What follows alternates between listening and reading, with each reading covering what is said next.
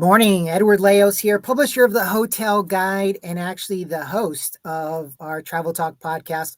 Really excited about our podcast today. Got a very dynamic individual on our call today, Jennifer Barnwell, who happens to be the president of Curator Hotel and Resort Collection. And we're going to get into a lot of different topics. First off, talking about who she is and her background, but then kind of getting into what's going on with the with Curator Hotels and Resorts and seeing what 2024 has in store for her. So, Jennifer, happy to have you on our podcast. How are you doing today? I am doing fantastic. Thank you so much for having me, Edward. It's certainly my pleasure to be here and to have this great discussion with you today. No, I'm excited. I mean, I think when you get a couple of hospitality veterans, we talked about this, off screen. It's easy to talk about the stuff that we do, I think, because we love what we do. And so, with that being said, tell me a little bit about your role at Curator and what you have going on and maybe how you kind of got there. Oh, yeah, I would love to. I guess I'll start a little ways back. I had the very good fortune. I went to the Cornell Hotel School. Nice. Which is not only a fabulous education, but a really great launching pad, depending on what you want to do in the industry. And I had worked at the hotel on campus, and done a lot of operation, had a lot of operation experience and did some summer internships as well at hotels.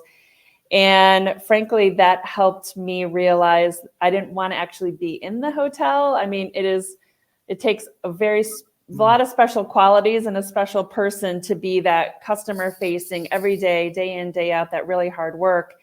And I tended to be kind of more analytical and kind of really interested in the structures and the legal aspects of the hotel. So I left school when I graduated and kind of in a succession, not too many companies, but, a few companies. I've always worked on the ownership side of things. That just kind of where I ended up. Awesome. And worked in New York for a number of years at a company that was pretty deeply vertically integrated. So I worked on the ownership side, the development side, the construction side, the consulting side, the brokerage side, which was, a fantastic education, and then moved to another ownership group. And then ended up, again, it's a small industry, right? It's like you're never more than one person away from someone else, especially with the Cornell network. So I ended up moving down to DC when Pebblebrook Hotel Trust, the REIT, launched. Mm-hmm. They came together and formed and then officially launched at the end of 2009. And I came in the summer of 2010 as their first asset manager. And again, just trying to evolve and do some different things. First time working for a public company. They do all their asset management in-house. Again, another ownership group. And did that for about 10 years. And then that led me to Curator because ultimately Pebblebrook was the driving force behind Curator getting launched, along with a small group of partners in Noble House, Springboard, mm-hmm. Davidson, and Sage and Viceroy were what we call our founding members and helped us get Curator launched. And at its essence, Curator was launched as kind of an outward-facing manifestation of what Pebblebrook had been doing for itself. Yeah. As an ownership company, Pebblebrook has quite a few independent hotels and kind of lives and loves being in that space. And again, I had the good fortune of working on a lot of independent hotels and really loved that space as well. And Pebblebrook was doing a lot for themselves internally when they got to a certain size, especially after buying LaSalle, another hotel REIT, more than doubled in size, really looked internally to find cost savings initiatives, value enhancement initiatives, and pinpoint, a small group or a team within Pebblebrook to make sure they were really keeping track of what's new and exciting, what's out there technology-wise, product-wise. And so Pebblebrook was really successful at that. And so we said, why don't we launch this out publicly? One of our kind of mantras is that we're a champion for independent hotels, which we absolutely are. We love that space so much. So going back in time, it was November 2020.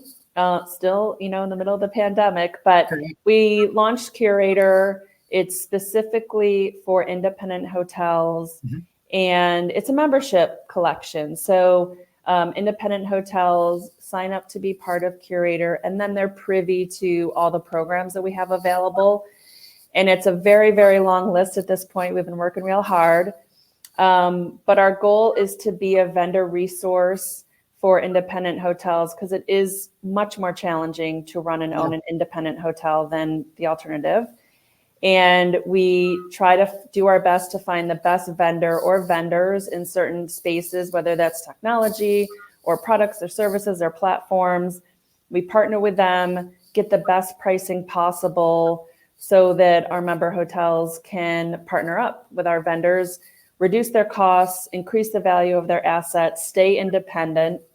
Nice. And that's been kind of our trajectory to date, until probably the middle to late this year.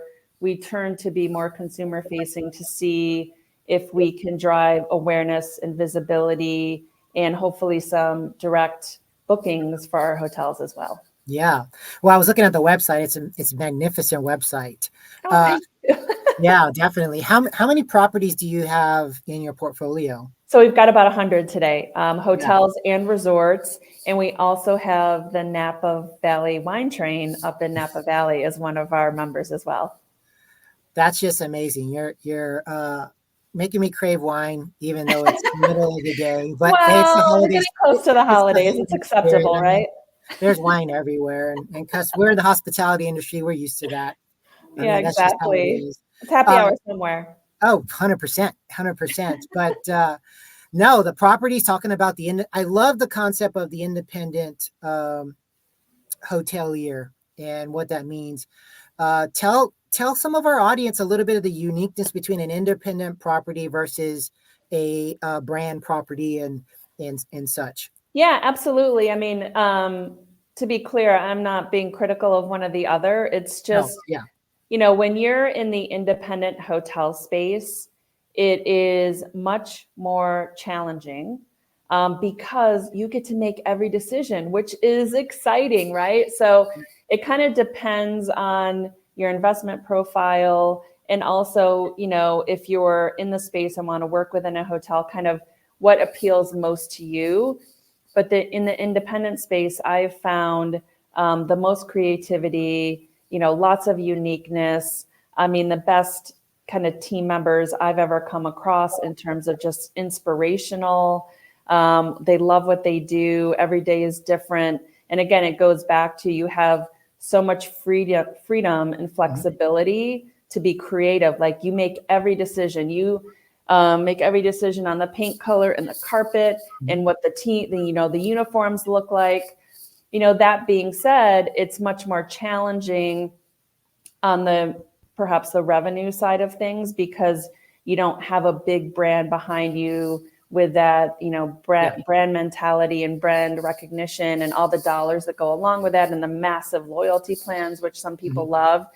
So it's much more challenging. You got to kind of claw for every booking you get and make sure you're out there and people know you exist and what's special about you. Because what we've also found with independent hotels, they're so special, and usually they're in the most amazing locations or interesting locations. They have the coolest, hippest, most interesting design. They have the coolest, most unique, inspirational team members, like I said.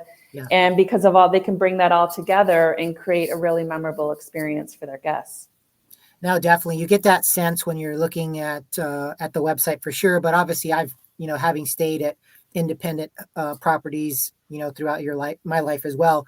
You get that sense, and Yeah.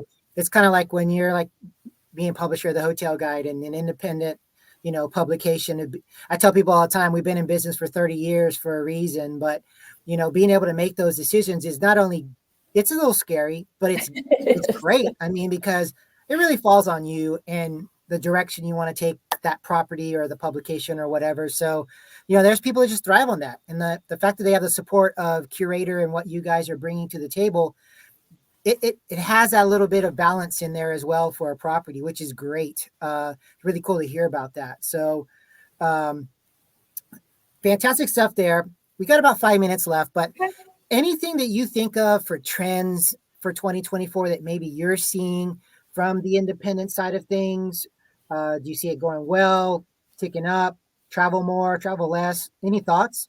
Yeah, I mean, it's definitely a little self-serving, but I'm kind of hoping everyone got the revenge travel, out of their systems. It feels like you've probably heard this before. It feels like everyone was in Europe this summer and Yeah, this fall. I mean, looking at social media, all my friends and family posting here, there, and everywhere, and everybody was over there, yeah, and I get it. I get it. But hopefully people are going to travel a little bit more, domestically. domestically, yeah. That's just happens to be where all of our hotels and resorts are. I think, I mean, I was just at a conference last week in Miami. There's no doubt we've been saying this since the beginning of this year, but experiences are big. I think Mhm. the winners are going to be the hotels and resorts that can really communicate out what makes their hotels special. So listen, it's kind of like, honestly, table stakes now. Like, you have to have a wonderful design and story and concept behind what you do, and wonderful, thoughtful service and the amenities that people are expecting to pay for. But the piece that still has some fragmentation, isn't quite there, is the experience piece. Mhm. And I think it's really important, and it's something we're trying to focus on, like making sure all of our member properties, they have experiences available for customers to take a look at. They're out there dreaming and trying to discover, what they're going to do with their travel dollars. And if you can create an itinerary for them, and they can get the information online, it's easy to find, they can get it online, and they can actually book it online, whether it's through the hotel booking journey or even it's on their website, and maybe they get sent somewhere, but it's still somewhat frictionless. I think that's a differentiator. And we've been trying to focus on all of our marketing efforts, focusing on the experiences Mhm. our hotels can hook, a guest up with and let them have, because it continues to be, I think, less and less about material things and about spending time with whomever you want to spend time Yep. with, whether you want some alone time or you want some time with your partner or you want to do a family trip. And it's more about, well, what are we going to do and where are we going to do it? And we're trying to make sure that's front and center with our offering. Again, always thinking about our hotels and resorts and trying to amplify them and get them out front of potential consumers. No, definitely experiential travel is the key for any successful hospitality venture. I mean, I'm hearing that left and right. I am hearing domestic travel is going to be on the uptick next year. So hopefully that wish Fingers continues for crossed. you. Had that on I'll do people. my part. I'll try to travel as much as I can next year. Same way. I was, talking offline. I was in Miami 2 months ago, Tucson the month after, and we just have so much. I'm in Texas. I mean, Texas is like its own in the country. So I mean, you could travel Right. different areas of Texas and feel like you're in different parts of the world. But it's really important, and I think experiential travel is really what sets a good property apart, as well as a good destination. And so, we've got a couple of minutes left. I'm going to allow you to kind of go any direction you want in the final 2 minutes. Tell me a little bit about anything you want, your bucket list, your tidbits, whatever you think. And then how can people find you? Oh yeah.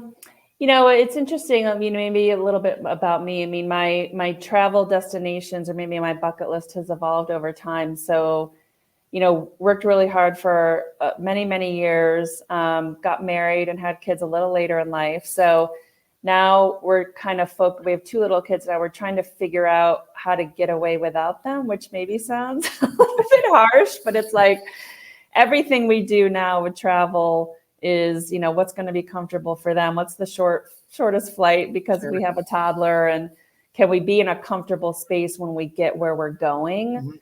Mhm. So we've been pretty successful on that, but still every trip with little kids, it's not really, what do they say? It's not really a vacation. It's just like transporting your family and taking care of them Yeah. somewhere else. Um, but my bucket list is, that dreamy vacation, somewhere in the Maldives or Bali or somewhere very far away. I tend to gravitate to more the beach locations than anything Same here. else, Yep. for my Same here. personal my personal travel. So someday, check back with me in a couple of years. Maybe my husband and I will have made that happen. We're definitely going to try. Well, But in terms of, where to find us, please check us out. Our website is curatorhotelsandresorts.com. It's meant to be a site for discovery, for inspiration. You can come to our site and see all of our hotels at once, which is pretty amazing.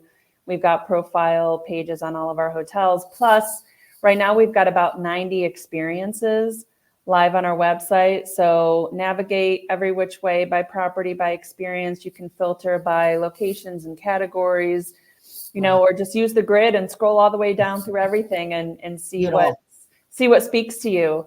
But it's all in one space, one spot, which makes it pretty efficient and all direct. The hotels are members. We give you a taste of what's going on at the property and the experiences they have. And then we send you directly, to the hotel websites. No intermediaries or third parties, just work directly with the hotels. That's awesome. That's probably the great thing that people want. Same thing with the hotel guide. We want to get them directly to your sites and stuff like that. So, Jennifer, I want to thank you for being on this call. 15 minutes goes by way too darn fast. So I could talk to you all day. This was amazing. We will have to make another podcast show. Maybe even have a glass of wine. That'll probably make us talk more. But thank you for being on today's episode. And I'm excited about our friends and followers learning a little bit more about you personally, but also Curator Hotels and Resort Collection. So again, thank you for being on the call. And to everybody out there, please continue to follow, listen, and share this to the world, because travel's where it's at. And stay for a day or a lifetime. You choose it, but the hotel guide hopefully transports you there. So thank you for being on the call. Thank you so much. Appreciate it.